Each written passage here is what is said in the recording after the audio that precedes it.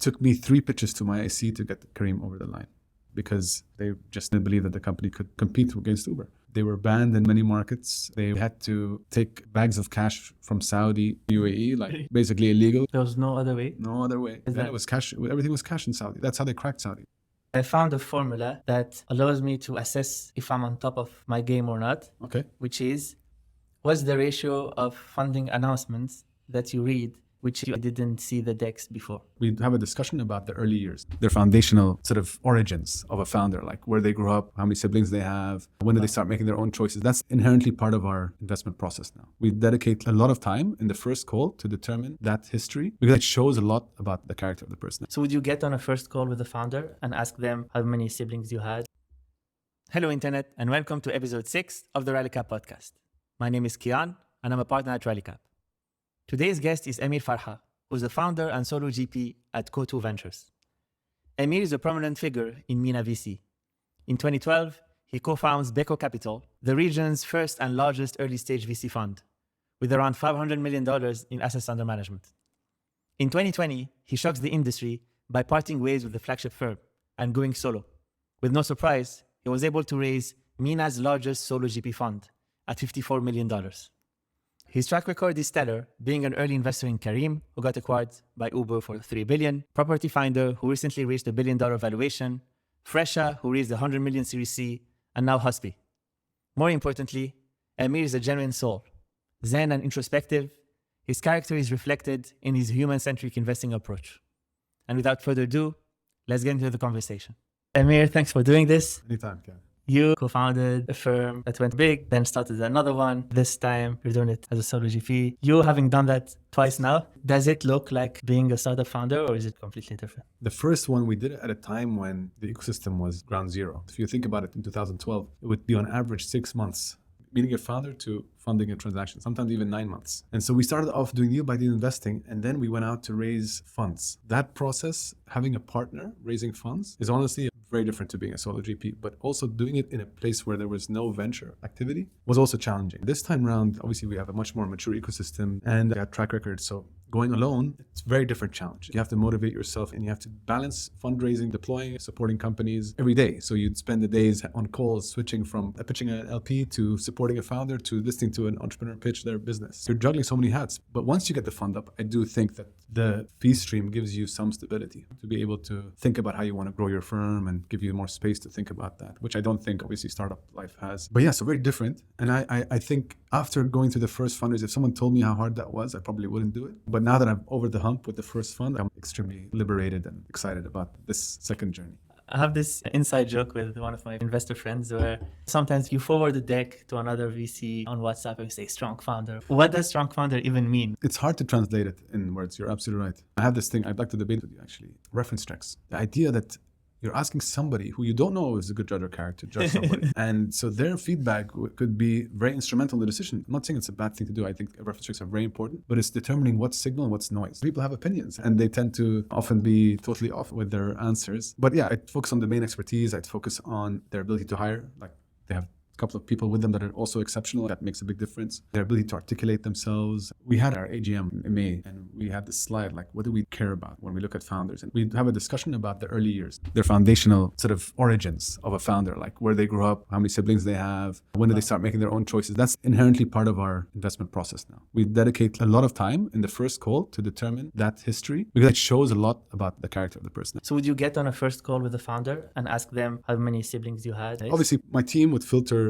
founders that are worth having those next step of conversation. They would look at the founder, the experience, the market size, the opportunity itself. Yeah. And if they like it, then I typically spend the first 30 minutes. I think it's insightful, man. I mean, we had conversations, me and you, when we first met. It's full of rich insight that if you're just following the rules, you'd miss out on identifying. But you can't translate that to a VC. You can't say, hey, man, I had a call and they went through this as a kid. And yeah, like, well, they have 4 sisters and it means a lot. Your messaging with COTU is really all about underdogs, investing in them. I really love the way you're building the story around it. Yeah, thanks. Do you really believe there's something unique about underdogs? Does that come from deep conviction or is it a marketing stunt? Short answer, it's fully deep conviction. What I describe is that journey of building that first VC with my cousin was a journey of self-discovery. The feedback loops of venture is long, that you question yourself in so many ways, your decision making, your ability to add value, your connections with founders. And so I ended up getting a coach in 2019 to help me think through a few things with my partners about what are the values we care about as a firm and how do we want to operationalize them. And through that process, I discovered a lot about myself. And I had her coach me over a period of time. And part of that resulted in me identifying myself as someone who loves to champion underdogs. That's who I am, at least what I resonate with very deeply as a mission. And through discussion with my partners, I decided I should take this and do it. And that's eventually why I left. So it's like you're leaving something successful to do something that's more aligned with my values and mission. I'm exploring that, what it means to be a champion of an underdog, or even the term underdog is so loose. And do you think that by applying those filters, you're missing on that hyper-connected founder who grew up in wealth? His dad knows all the owners of the banks and they're the best one to launch this product because nobody can compete with We've them. invested in those people. Okay. For me, that person is an underdog. If he's going to go and challenge incumbent or a traditional industry that's full of massive players, that's still an underdog story. It doesn't mean you have to come from humble beginnings. Also, you can be privileged, but go through a lot of adversity, right? That adversity shapes you as a human being. That's what I also learned. Once I released this mission, I realized the feedback on the name can be many things to many people. For us, it's challenging the status quo, big mammoth players versus the small startup, underestimated founders, difficult backgrounds, adversity. These are all like themes that generally shape a founder in any way, give them character. Having resources network is a super huge advantage. So we still like founders that have those qualities. 100%. So you're a solo GP, you raised this $50 million fund. After doing BECO and COTU, do you have this thought of, we're basically all improvising. This is all an open experimentation. Nobody really knows what they're doing. I'm playing with these and let's see, maybe something works versus this is the formula. If I do it well, it's going to work. How much of these two thoughts are fighting? I think it's always from not knowing. When I started COTU, even the fund size was not 50. I still learn about portfolio construction. I still iterate on how to structure my team. This is an evolving process. It has to be fluid, especially in emerging markets where everything's so uncertain. There's no capital stack that's mature. If you think you know, you're going to be sadly hit with some humility, right? A lot of it is, I won't say improvising, it's thoughtful evolution. Okay, I learned this insight today. I'm going to take that and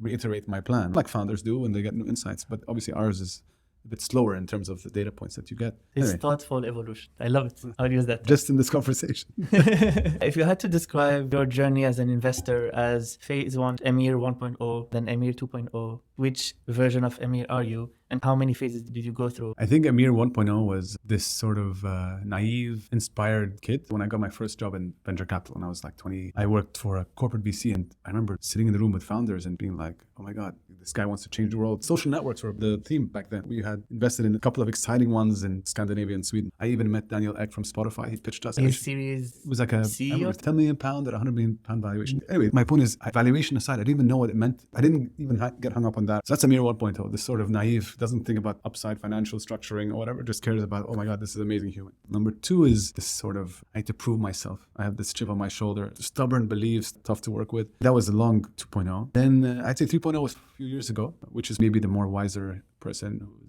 understands himself more, doesn't have that much of an ego to prove himself or to challenge everybody. I'm learning about this. So this is me giving you this answer in the moment, but I feel like I'm accepting of this point in my life where I enjoy having these conversations, meeting founders. I used to have FOMO, now less so. I feel like my role is much more of a passing this wisdom or experience to others. Maybe 4.0 is maybe start a family on a personal level, but that's a whole different. in a family office. Oh man, I don't know. Let's see where we go with that. How many years have you been in VC now? 16 years, 17 years. 17 years. So when you wake up every day and you have your full calendar of calls, is the excitement always the same? Or is it excitement for different stuff every time? Great question. I think the excitement comes from creating and spending time with founders in their journeys of building, especially the stage we're at. It's never a straight line. But going back to the meetings, I love not having meetings because it allows you space to think and interact with people by choice, not feel this constant obligation to be on calls. And by the end of it, you have no time to think. You can find yourself in this industry going through that journey and being burnt out very fast and losing some of that motivation. I'm much more conscious about that. What gets you excited? The challenges with the Rally Cup Fund 1 went deep into fintech and SaaS.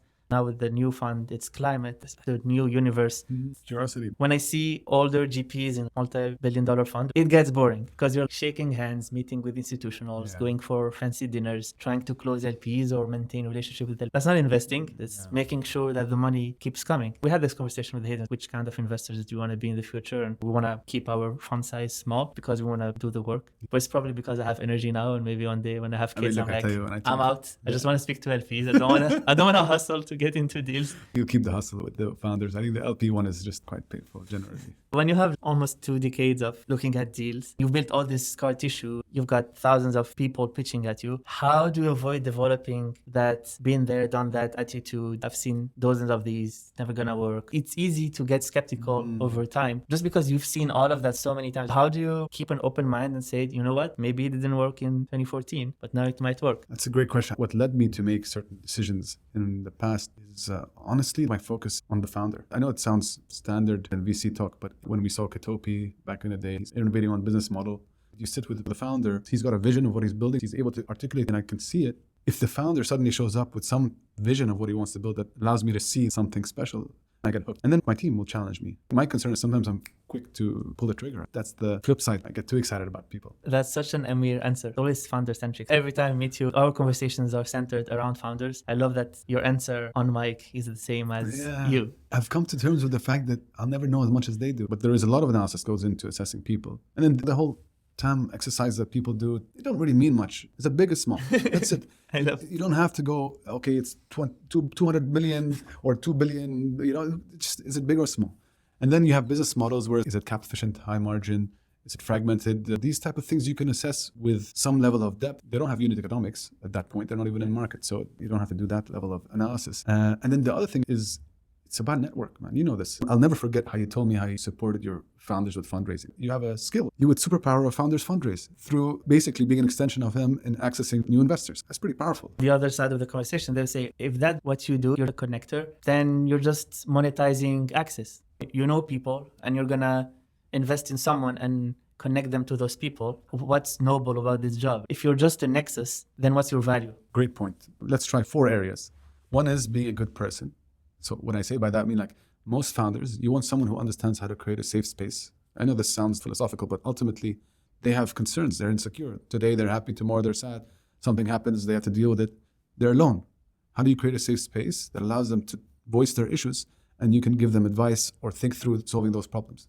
That not many people know how to do. It sounds obvious, but it's very hard because your ego is attached to the investment. So just on that basis, you're already doing a great job. Connections for fundraising. Okay, Nexus, sure, you can do automation, but what happens when your reputation is good and people know that you are bringing them high quality opportunities? Give high conversion to high quality investors that could come in and actually maintain that level of safety, maintain that culture in the cap table. Very difficult to do, but if you have the right partners, you can create that. Second thing is talent. So I know connection to talent, but it's like you're going to find great operators, engineers, product people. It's just helping identify high quality people and connection with other founders.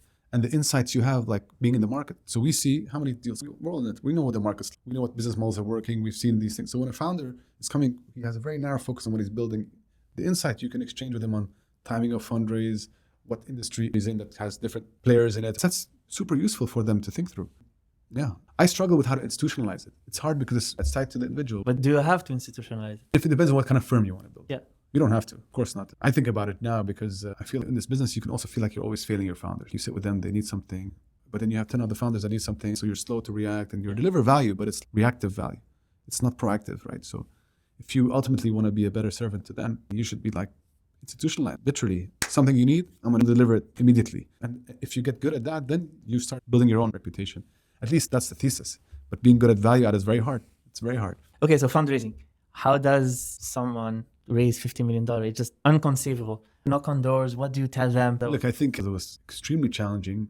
I didn't factor in 2 things. Like leaving would mean that a lot of my relationships are not as strong as before. I didn't realize that how much pressure it is on myself to really deliver on the fundraise and the difficulty in juggling everything. But the first thing I did was I went and I said, hey guys, I'm putting together a small syndicate because I may start a fund. I wasn't 100% convinced, or the plan wasn't fully clear at that point. And then we found a few opportunities that we warehouse. This was at the end of 2020. One happened to be a company called Husby that was one of the fastest out the portfolio. You know, they all take their time, but this was happened to be quite quick.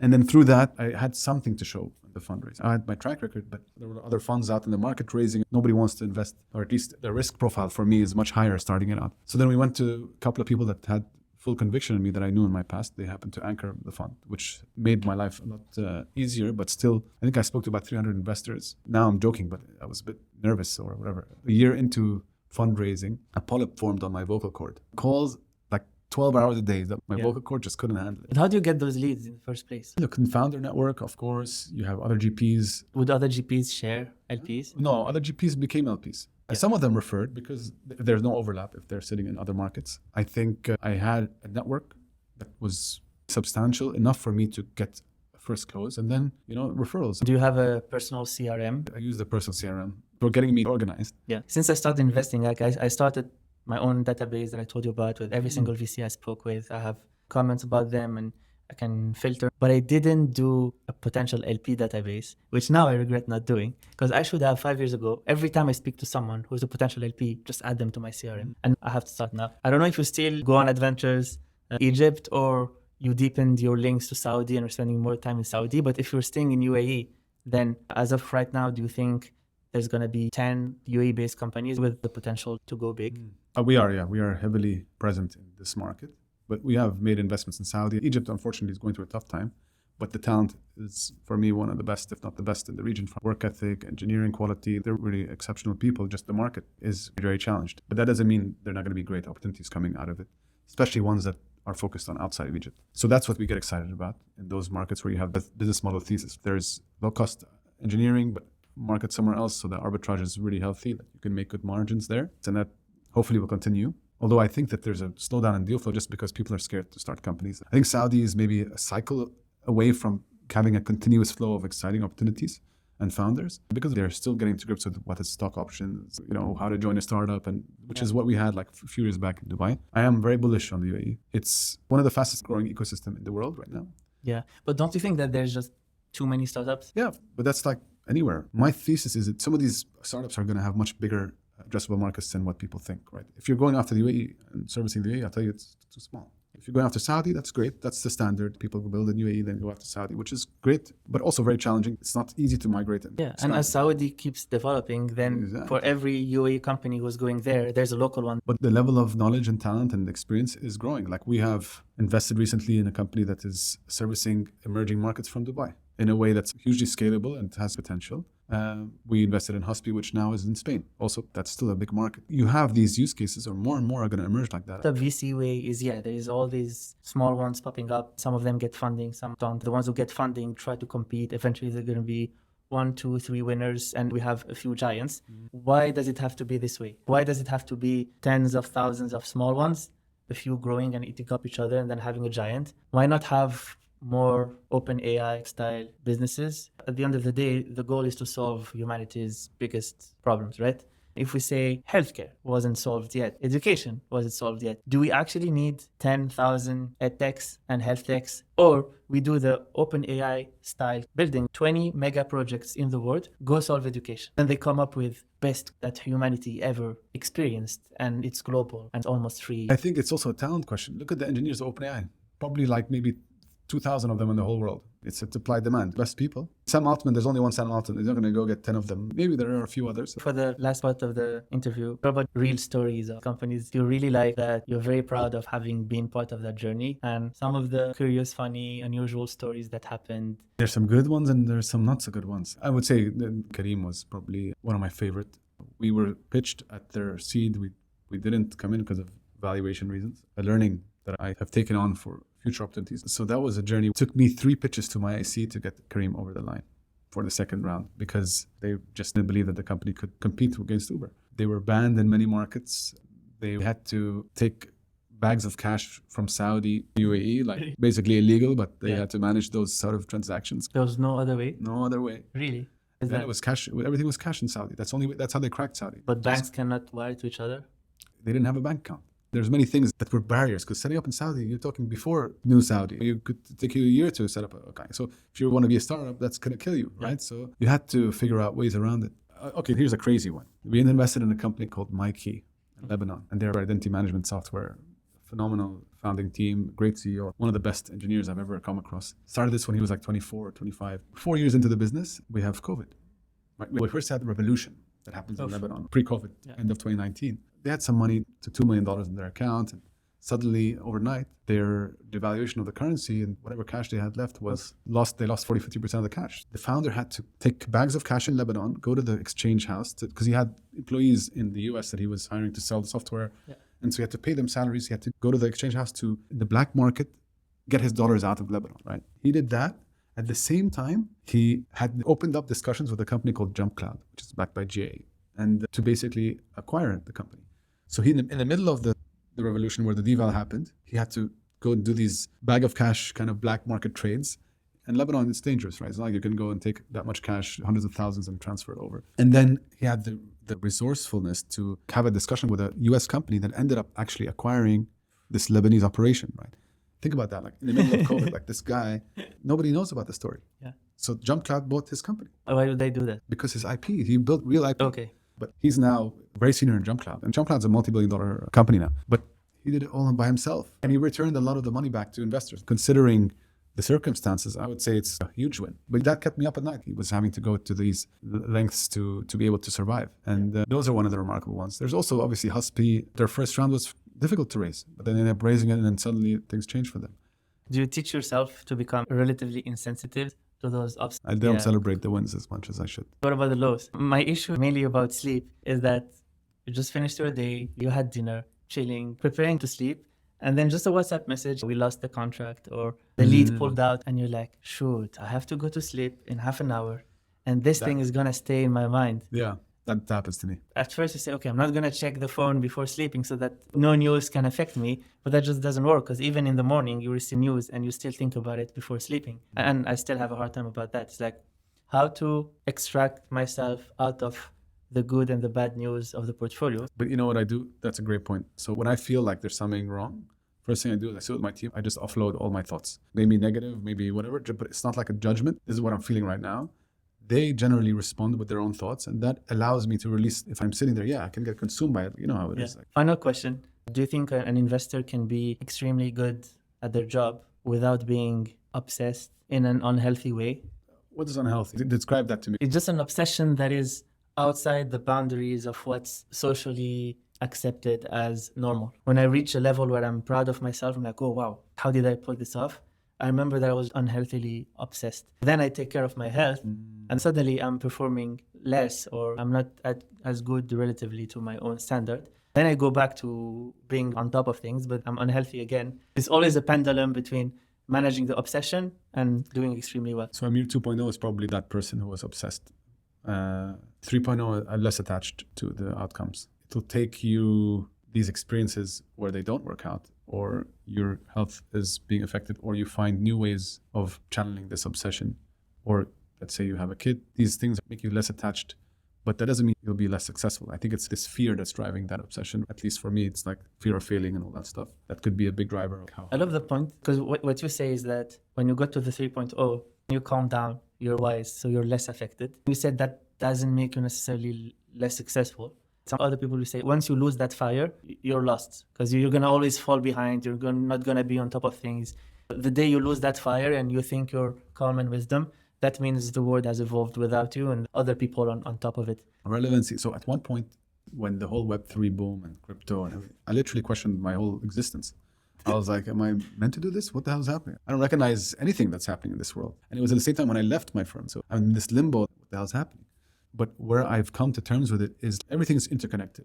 Your gut is healthy, your mind is healthy. You're able to make better decisions. They don't necessarily result in instant gratification. You're not going to see the result immediately.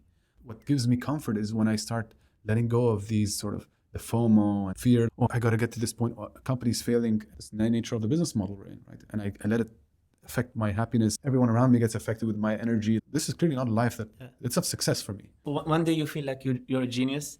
And the other day you feel like you're an idiot. Yeah, I don't know about you, but for me, it's hard to absorb that and just lead to health issues generally. And how do you make better choices if you're living in that world? For example, there was one particular deal I lost and I was so affected. And I realized this founder, no integrity. We don't align on integrity. Yeah. This is a big value decision. So I'm glad that I didn't make this investment. And I had to let go of these attachments because it was like an ego bruise. Obsession, it's important when you're young because it gives you the hunger you need to get somewhere. But when you're more aligned, you're more thoughtful around things that you'll make faster, better decisions. I definitely make faster decisions today than I did 6 years ago. Yeah. So I would say just on that alone, I'm more productive. You look at yourself and say, yeah, this is my benchmark, these people, and I want to be better. What's the benchmark?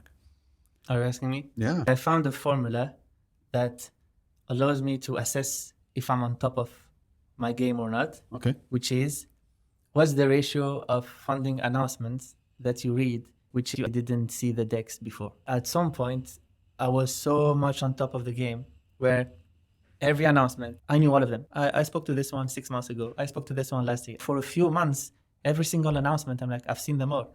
Then sometimes you fall behind. Some company raises around with cool investors and you've never saw it. What? How did I even miss that? Nobody told me. That's unhealthy. I mean, it's not sustainable. Yeah. You can't expect to see every single deal. You just have to make sure that the quality you're getting is high. I know you that's one of your many strengths, like the way you have access to that. And I think that's a USP. Yeah, that was during a period of time. But I love the Amir 3.0 and I'm happy to have you as a friend, and I'm excited that you will show me the way to Kyane 3.0. It's Friday, 7 p.m. My wife is going to kill me. Just the fact that you're here is insane. Dude. Thank you for doing this. I appreciate you. Dude, thank you Really. so much, dude. Honestly, You're awesome. thank you, man. Love having these conversations.